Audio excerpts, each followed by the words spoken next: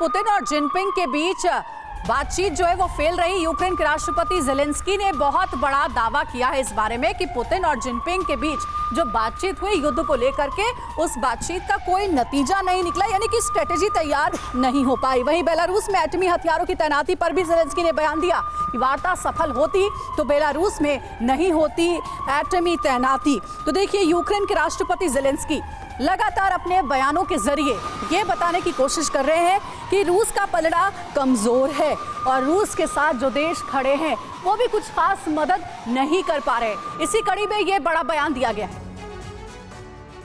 और अब आइए देखते हैं कि ज़ेलेंस्की ने शी जिनपिंग और पुतिन की मीटिंग पर और क्या कुछ कहा है, और उससे जो सवाल उठ रहे हैं हम उस पर भी जरा गौर करते हैं। ये देखिए, आपके सामने वो सिलसिलेवार तरीके से सारे सवाल रखेंगे जिसको लेकर के ज़ेलेंस्की दावा कर रहे हैं कि आखिर पुतिन और जिनपिंग की मीटिंग क्यों फेल रही। ज़ेलेंस्की क्या कह रहे हैं? बेलारूस में रूसी एटमी तैनाती का मतलब है कि पुतिन शी की जो मीटिंग हुई वो विफल रही, उसका कोई सार्थक नतीजा नहीं निकल पाया। शी के मॉस्को दौरे को शांति के लिए बेहद अहम बताया गया था, लेकिन अब तक शांति की कोई ठोस पहल सामने नहीं आई है। साथ ही जिनपिंग ने यूक्रेन से बातचीत की, अब तक खास पहल नहीं की है। कहा यह भी जा रहा है कि इन बयानों के बाद तीन बहुत बड़े सवाल भी खड़े होते हैं कि क्या पुतिन जिनपिंग ने यूक्रेन से बातचीत की, अब तक खास पहल आखिर क्यों नहीं की? क्या पुतिन के लिए अब जरा भी पीछे हटना संभव नहीं है? ये बड़ा सवाल है। दूसरा बड़ा सवाल ये कि क्या अपने रुख पर अड़े रहकर पुतिन दोस्तों को दुश्मन बना लेंगे क्या?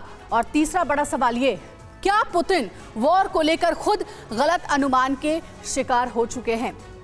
इन सवालों के बारे में बहुत लंबे समय से हम चर्चा करते आ रहे हैं, क्योंकि हमने देखा है कि जिस तरीके से रूस की स्ट्रेटेजी रही है, 1 साल से लंबा वक्त हो गया है, लेकिन अभी तक युद्ध जो है निर्णायक मोड़ पर नहीं पहुंच पाया है।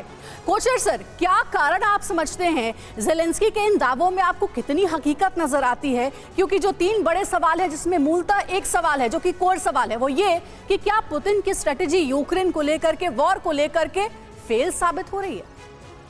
देखिए, कुछ हद तक मैं इस चीज़ में सहमत हूँ कि पुतिन की जो स्ट्रेटजी है वो कारगर नहीं हो पाई है, बिकॉज़ वो इतनी लंबी लड़ाई वो अपने प्लान नहीं कर रहे थे, और ये लड़ाई और भी लंबी जाती दिख रही है। अभी जैसे आपके चैनल ने बताया कि 1 साल हम मान के चलेंगे, लड़ाई और चलेगी।